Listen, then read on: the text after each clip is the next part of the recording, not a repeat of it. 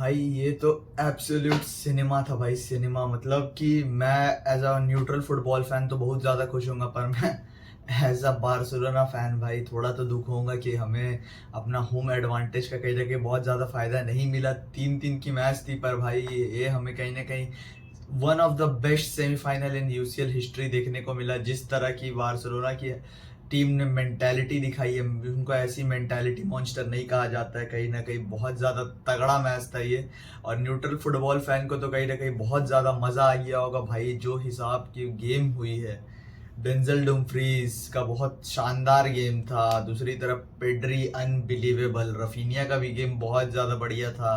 Ferran Torres, दूसरी तरफ lamin Yamal के बारे में क्या बात करूं भाई।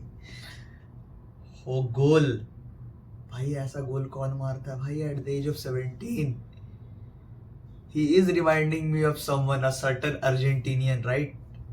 भाई क्या मैच हुआ। मतलब अगर 22 के 22 प्लेयरों ने बहुत अच्छा खेला, जेरार्ड मार्टिन का गेम अच्छा नहीं था।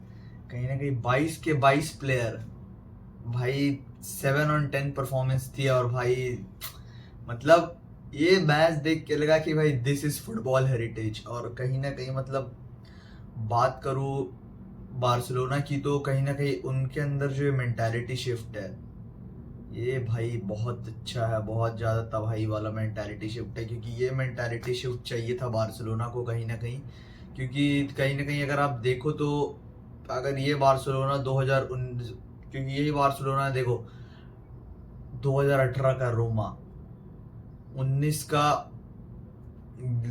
लिवरपूल, उसके बाद बायर्न म्यूनिक, पीएसजी, 2 बार पीएसजी।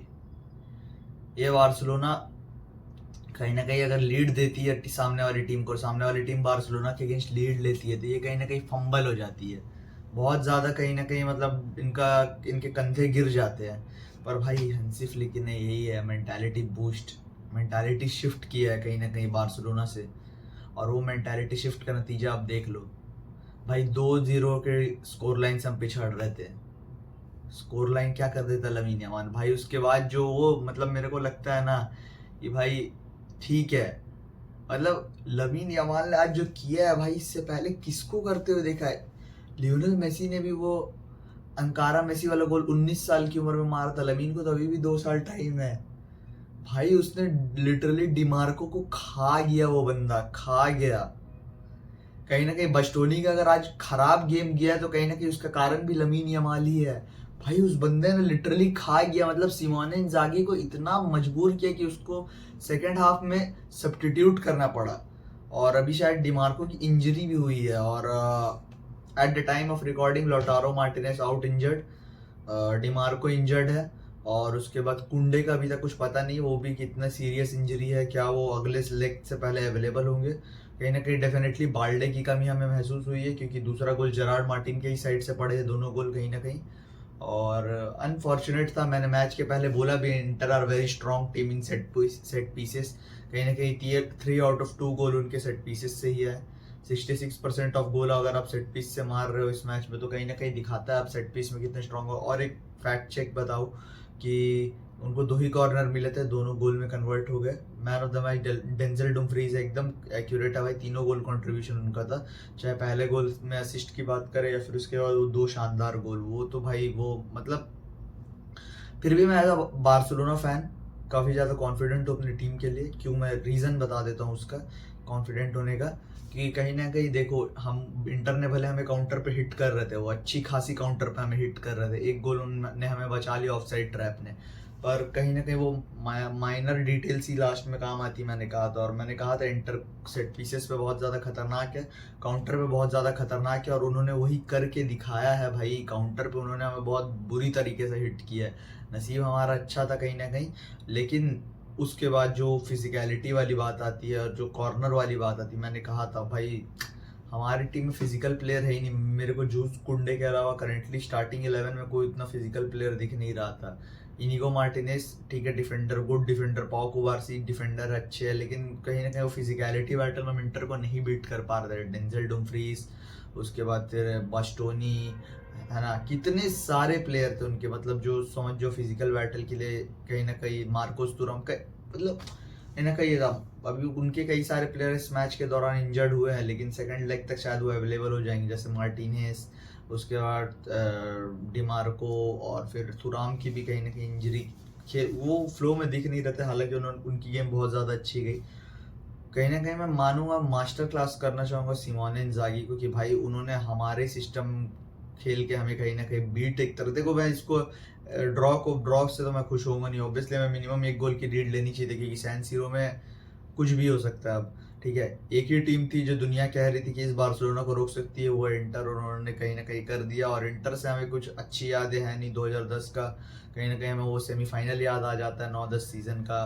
फिर कहीं ना कहीं जब हम ग्रुप ऑफ डेथ में बायर्न म्यूनिख के साथ थे, शावी का फर्स्ट फुल सीजन, वहाँ पे भी इंटर मिलान के साथ वो रेफरी वाली हरकतें हुई थी मान रहा हूँ, लेकिन फिर उन्होंने हमें हराया था सैन सीरो में, और क्या यहाँ पे कहीं ना कहीं ड्रॉ हुआ था, तो उसके बाद से हम अच्छा यूरोपा में शिफ्ट हो गए थे।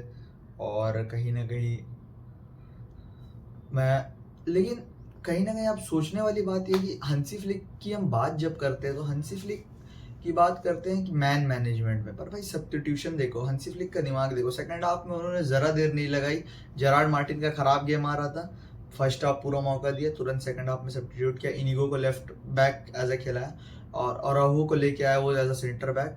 और क्योंकि जब देख रहे थे इंटर में फिजिकलिटी में बहुत ज़्यादा बीट करी, बहुत अच्छे फिजिकल प्लेयर को लाया, फिजिकली स्ट्रॉन्ग प्लेयर को लाया, कहीं ना कहीं बहुत अच्छी बात है। लेकिन इंजागी की बात करनी होगी भाई, क्योंकि उसने हमें कहीं ना कहीं आउट क्लास कर दिया है।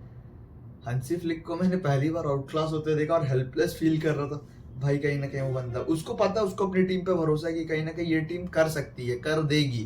ठीक है, उसने हमारी मेंटालिटी पे चेंज लाया, क्योंकि भाई लेकिन कहीं ना कहीं मैंने देखा कि भाई वो जो प्रेस कर रहे थे हम पे बहुत खतरनाक हो। सेकंड हाफ में तो इंटर ने क्या चेंजेस जो किए हैं, मार्टिनेस का कहीं ना कहीं चेंज, उसके बाद डिमार्को का चेंज, तो कहीं ना कहीं, और उसके चैनोग्लू का चेंज, चैनोग्लू तो थोड़ा लेट में गया था, लेकिन उसके बाद उनकी मिडफील्ड में कंट्रोल आ गया था, कहीं ना कहीं उन्होंने कंट्रोल किया था सेकंड हाफ को, पोजीशन में हमने डोमिनेट किया, पास में हमने डोमिनेट किया, कहीं ना कहीं बस आज हमारा थोड़ा नसीब नहीं था, दो कॉर्नर, कहीं ना कहीं दो कॉर्नर में भी अगर आप देखो तो कहीं ना कहीं एरर थे, काफ़ी ज़्यादा एरर थे। पहली बार में डुमफ्रीज ने कहीं ना कहीं अपने मार्कर को चकमा दे दिया, दूसरी बार में भी वही हुआ कहीं ना कहीं, लेकिन दूसरी बार में जब राइट फुटेड क्रॉस बाहर जाएगा, शेजनी को अपनी गोल लाइन छोड़ने की जरूरत नहीं थी, वो आए आगे आके फिर पीछे गए, उस दौरान उनका मोमेंटम नहीं बना और गोल हो गया। कहीं ना कहीं ये खराब दिखाता था, और मैंने कहा था कि कोपा देल रे में जिस तरीके से हमने कॉर्नर से गोल खाया, इंटर की नज़र होगी कहीं ना कहीं उसमें। सैन सीरो में जाके जीतना मुश्किल तो है पर नामुमकिन नहीं, मैं अभी भी अपनी टीम को बैक करूंगा। लेकिन बात करना चाहूँगा, बैक इतना देर मैंने बात किया, लेकिन अब मैं बात करना चाहूँगा उस बंदे की जिसका था 100वां match, Lamine Yamal with Barcelona, youngest player to reach that milestone with Barcelona and youngest player to score in Champions League semifinal. भाई मतलब स्टार्टिंग का गोल खाने के बाद हम थोड़ा फंबल हो गए थे, फिर हमने मिडफील्ड में कंट्रोल जीता। ठीक है, 10 मिनट के बाद 10-12 मिनट हो चुके थे, उसके बाद हमने कंट्रोल जीता, फिर उसके बाद वही एक इंटर को मौका मिला, उन्होंने कॉर्नर से फिर गोल दागा, लेकिन फिर वो जो गोल आता है उसके बाद लमीन यमाल का गेम शुरू होता है। और भाई उसने क्या किया, मैंने जब गोल देखा मैं थोड़ा देर के लिए सोच में पड़ गया कि ये 17 साल का ये क्या कर रहा है। भाई खा गया वो बंदा, कहीं ना कहीं वो उस बंदे को की तारीफ होनी चाहिए कि भाई 17 साल में हम कहाँ थे, ये कहाँ है। तारीफ तो छोटी वर्ड है भाई, वो खा गया डिमार्को को, लिटरली बास्टोनी का गेम उसने खराब कर दिया। और I am not talking about any defender, he is one of the best defender if not best. भाई उसने वो खा गया है, उसने लिटरली डिमार्को को नाइटमेयर दिए होंगे। डिमार्को जब होटल जाके सो रहा होगा या जब वो फ्लाइट से वापस जाएगा, वो सोचेगा क्या हुआ, और अभी तो सेकंड लेग में उसको झेलना है। भाई लमीन यमाल स्टोरी लगा दे भाई तू स्टोरी लगा दे भाई, क्योंकि जब तू स्टोरी लगाता है, मैंने देखा तू तो अच्छा खेलता ही है ऐसे भी हर गेम, स्टोरी जब तू लगाता है तब बार्सिलोना जीतती है, तू अलग मोटिवेट रहता है। भाई प्लीज एक स्टोरी लगा दे, of the retire on the mission, जो तेरी डीपी है, बस मेरे से इतनी उम्मीद है कि कर ले। डैनी ओल्मो ने कहीं ना कहीं चांसेस बनाए, पर कहीं ना कहीं फिनिशिंग उतनी अच्छी नहीं थी। कहीं ना कहीं अगर बार्सिलोना की लीथल फिनिशिंग आज बहुत ज़्यादा अच्छी होती ना, तो कहीं ना कहीं आज स्कोर लाइन 4-3 या 5-3 हो सकता था। फर्मीन वाज बैन ऑन, अच्छा गेम था उनका, फर्मीन बहुत अच्छा खेला। कहीं ना कहीं अब you know why we need desperate number 9, a good number 9। पर हंसी फ्लिक की भी तारीफ करना चाहूँगा, जब 2 गोल खा चुके थे तब उसने भी सिस्टम को कहीं ना कहीं अपना स्विच किया।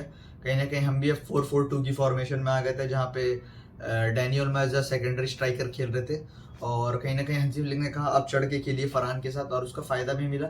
और मतलब हमने जो 3 गोल स्कोर किए आज के मैच में, 3 गोल, ठीक है। पहला गोल मारा भाई ऑब्वियसली लमीन यमाल की magic, brilliance of magic by Lamine Yamal. उसके बाद दूसरा गोल था वो कहीं ना कहीं बहुत काफ़ी अच्छा गोल था, फरहान का जो टैपिंग था। तीसरा गोल था भाई वो मतलब जो ओन यान सोमेर का ओन गोल अभी दे दिया गया है, पर बहुत अच्छा शॉट था रफीनिया के द्वारा, बैंगर था ऑब्वियसली। कई बार बोलता है ना, मैंने कहा था यूसीएल जीतने के लिए सिर्फ आपकी अच्छी टीम भी नहीं चाहिए, आपके फेवर में लक भी होनी चाहिए, जो बार्सिलोना के फेवर में कहीं ना कहीं थोड़ी बहुत थी। सबसे पहले पहला गोल की बात करें तो जो लमीन यमाल ने ड्रिबल किया है और जो डिबॉक्स के अंदर घुस के गोल मारा है भाई, कहीं ना कहीं एक सर्टन अर्जेंटीनियन की याद दिला दी, a little guy from Rosario. दूसरा ये जो गोल था, सॉरी जो दूसरा गोल था भाई, कहीं ना कहीं उस गोल ने मतलब उस गोल ने मुझे पर्सनली भाई ऐसा लगा कि फीफा के मोड में खेला। पेड्री का क्रॉस रफीनिया के लिए, रफीनिया का हेडर पर फरहान टोरेस को प्लेट में सजा के दिया गोल, फरहान के द्वारा टैप इन, इजी टैप, बहुत सुंदर। और तीसरा गोल जो मारते हैं लमीन यमाल, डमी करते हैं, बॉल छोड़ते हैं, उनके पैरों के बीच से जाती है, रफीनिया को एकदम बैंगर मारने का मौका मिलता है, क्रॉस बार लगता है, फिर यान सोमर की पीठ से लग के वापस वो गोल हो जाता है। ओन फिलहाल के लिए रफीनिया को दिया था, लेकिन बाद में चेंज करके उसे ओन गोल दिया जाता है। कहीं ना कहीं बहुत अच्छा गेम था।